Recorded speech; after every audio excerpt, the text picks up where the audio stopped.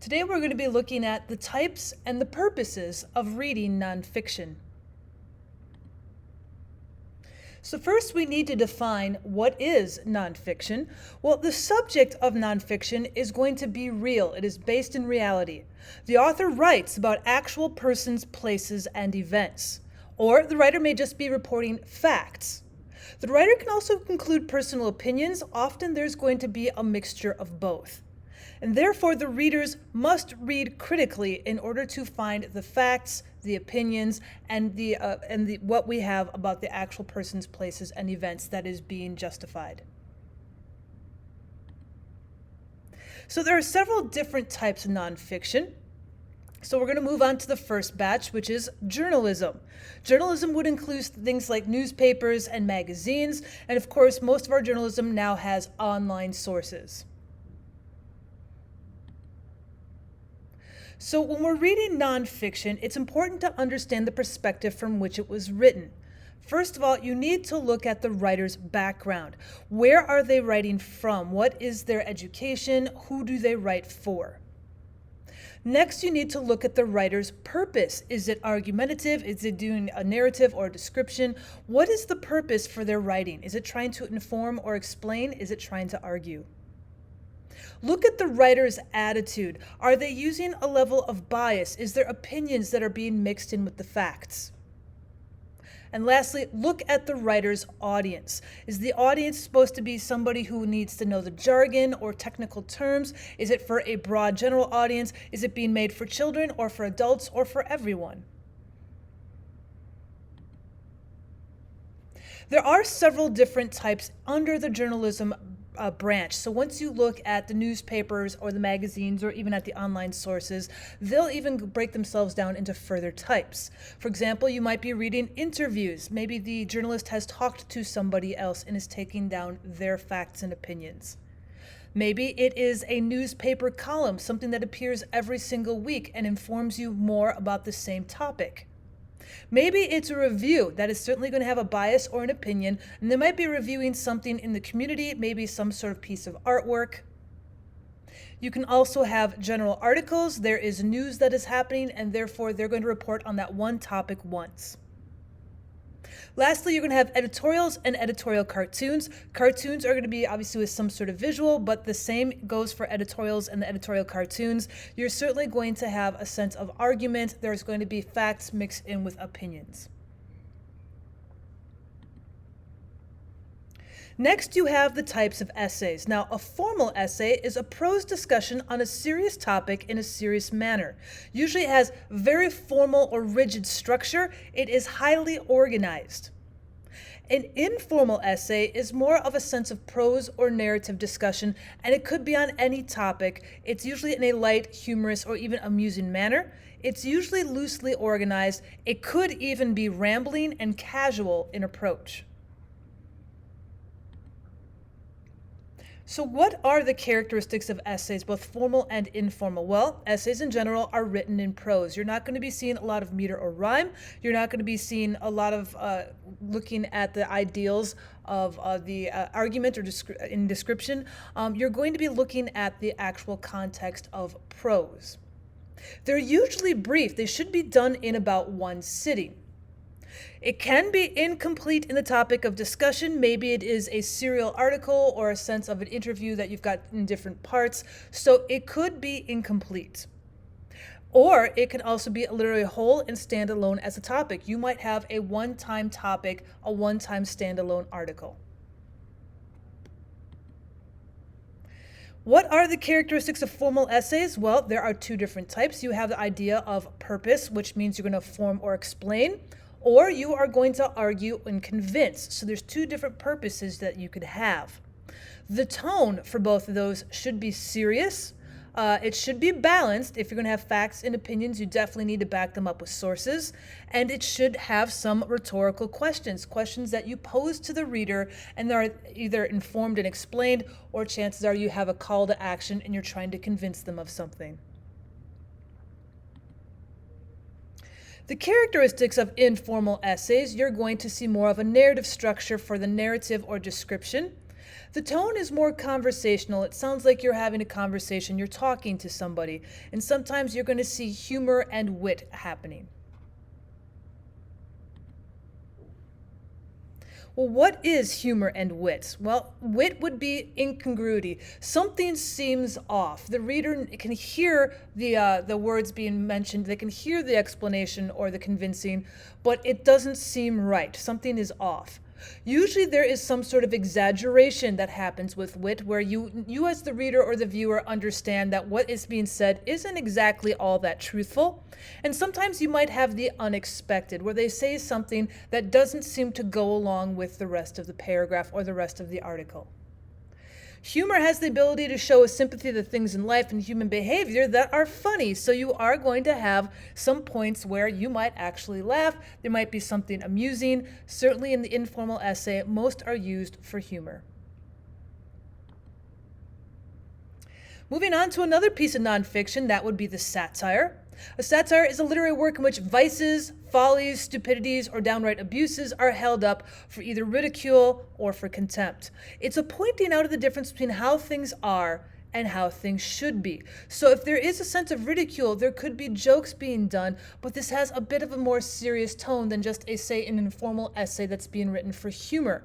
Satire takes specific vices or follies in the community, in the culture, and they hold them up for people to judge, they hold them up for people to ridicule. Other types of essays that we have that we'll usually look at are formal. The different types might be a comparison and contrast essay, a persuasive essay, and you can also have the cause and effect essays. The next one that we have is known as a personal chronicle. Well, what is a personal chronicle? To chronicle an event is to record it as it happens, and a chronicle is a record of those events. If your grandmother took the time to chronicle the details of her 1910 journey over to Japan, you could then read her chronicle today. It's an account of a piece of history. Well, it kind of sounds like a diary or a journal. It kind of is, except for diaries and journals have a tendency to not have an intended audience. Usually it is a very private form of writing. A chronicle is going to be a specific event that is being put down in a diary or journal fashion, but there is an intention to publish it or at least to give it to somebody to read. Now, journals have been used as a very broad term. It can have a varying style, it can have varying topics. Usually what a journal does is it gives the glimpse of the writer's value of his or her world, whereas diaries have a tendency to be lists, or people have a tendency to put emotions in them because you're not intending to have an audience. Journals can or cannot have an audience. It can go either way, but it's supposed to give a glimpse of the writer's value in their world. They're going to have some sort of argument, some sort of bias, some sort of opinion that is being expressed. Letters are also considered to be nonfiction. We have two different types, the private letters and public letters.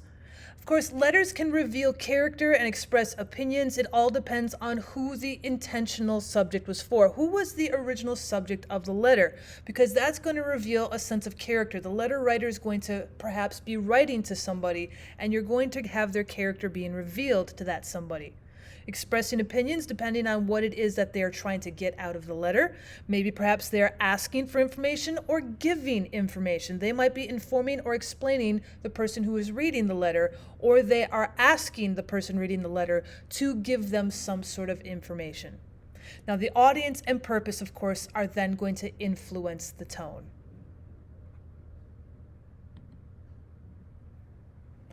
We have personal reflections that fit in with letters, diaries, and journals. Now, personal reflections must be memorable and significant. Most of the times when you're writing in a diary or journal, it's a little reflection on a piece of time or one idea. Personal reflections are more significant. They're going to give the character insight. The person who is writing has grown. They have learned something. It should lead to an unexpected conclusion. As the person is reading, you are learning along with the person who was writing. It should show how a lesson was learned. There's got to be some sort of theme format. Again, growth is happening, whether good or bad, there is some growth. Usually you're going to have some emotional feelings tied to this as well. Since it is memorable and significant, there's going to be a lot of emotion. And it might awaken a feeling in the reader of pity, maybe of compassion, of joy, maybe even nostalgia. So now we're moving on to the autobiography. Now, an autobiography is written by that person for publication. The person is writing down their own story. Now, the author has some purpose for writing. They might be teaching people. I have learned something in my life and I'm going to teach it to you. It might arouse awareness. Maybe something has happened to that person and they want to arouse awareness so nobody else has to go through what they did. It could be to warn them of something, maybe that they have felt something, they have done something, and they're trying to stop something in the future from happening. Or it could simply be to entertain. Maybe they've had a good life and they are sharing their blessings with everybody else. Memoirs is kind of in the same realm because you still have the person who has experienced it writing. It's a type of autobiographical writing. What makes it different is that the person makes an account of their life. So there's a little more literary freedom here than autobiographies. They involve introspection and create a view into the past. Now, as you go through life or a phase in life, you can write things down in your memoirs so that at a later time you can publish a memoir about it. So memoirs have a tendency to be a bit more historical. They have a tendency to be a bit more tied to specific events. Like if we were going to read a memoir about a famous person, maybe the event is more famous than the person themselves. So they're tied a little bit more to that actual historical memory. Now, a biography is exactly like an autobiography, except for the person who is writing it. So a biography is the accurate presentation of a life story from birth to death of an individual, but somebody else has written the life story. It is not the person who actually went through the life. Somebody else is writing about somebody else's life. Now, historical biographies include strands of an individual's life, usually interwoven with historical persons, places, and events. We will also see other types of nonfiction that usually go within the business or working world. A lot of times we'll look at the idea of speeches.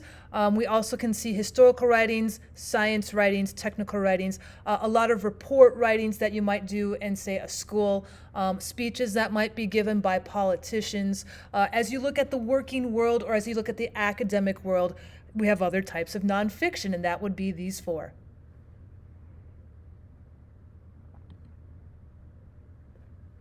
So when you look at the elements of fiction and the elements of literature, do they also fit into nonfiction?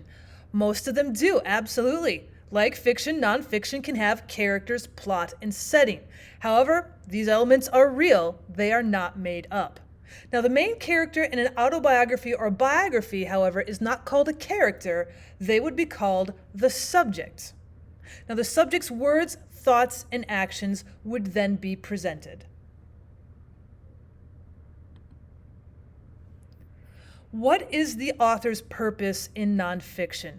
Well, different types of nonfiction have different purposes. For biographies and autobiographies, for example, they have the purpose of informing the reader about a person or about a group of people. They use explanatory, descriptive, and narrative paragraphs. Other types of nonfiction, such as perhaps newspaper editorials, are intended to convince readers and to win readers over to a certain opinion. So they're going to use persuasive paragraphs. Sometimes that piece of writing even can combine the purposes. They might be informing and using explanatory paragraphs and then end up by using a call to action, a persuasive paragraph. The tone in nonfiction is also extremely important. The writer's attitude towards his or her subject matter is called tone.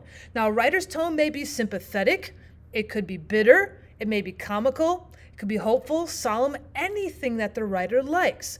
Maybe we're looking at something sympathetic when we're trying to convince somebody in our speech. We want to win people over. Maybe we are bitter and we're writing an autobiography for people to learn from because we're attempting to warn them. Maybe we're writing a short nonfiction piece with wit and humor in it, and it's informal, so it might be comic. Any kind of tone that is being used can be used, but tone is extremely important in nonfiction. All right, well, now that we know what they are and what to look for, how do we read nonfiction?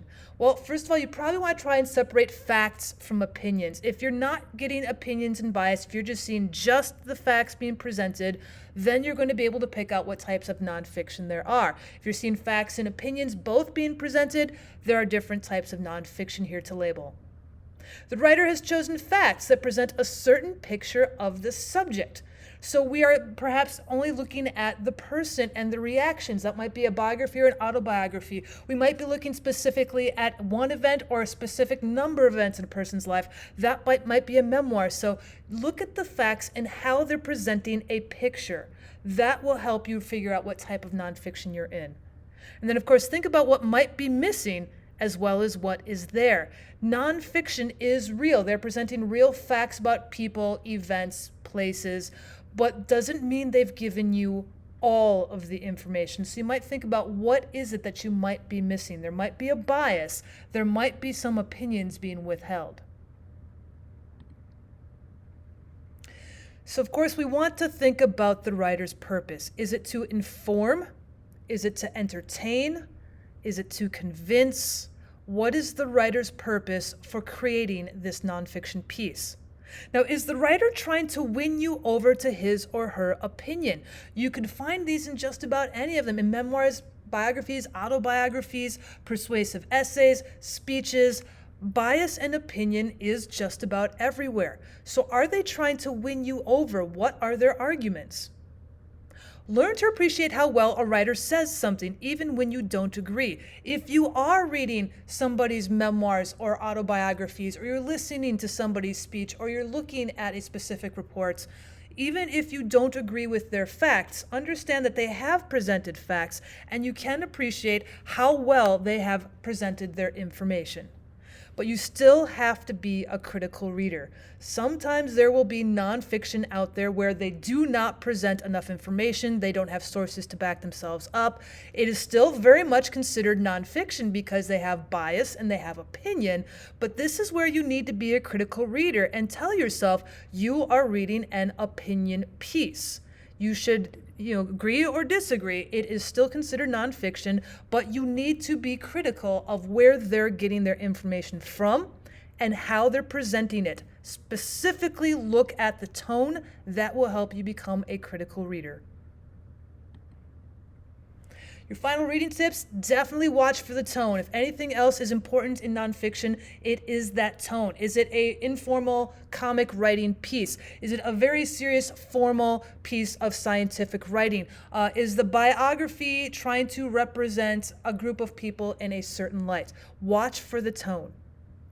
Frequently, a writer reveals much about himself or herself by the tone that they use, and this is especially important in autobiographical writing. If the person is putting themselves into the writing, the tone obviously is the most important thing. They are trying to get a piece of information about themselves across to you. So watch for the tone, specifically when it is autobiographical. Thanks so much for stopping by, guys. If you enjoyed this, please leave a like or comment. I'd love it if you guys would just subscribe to the channel. Otherwise, come on back and check out some more of my videos.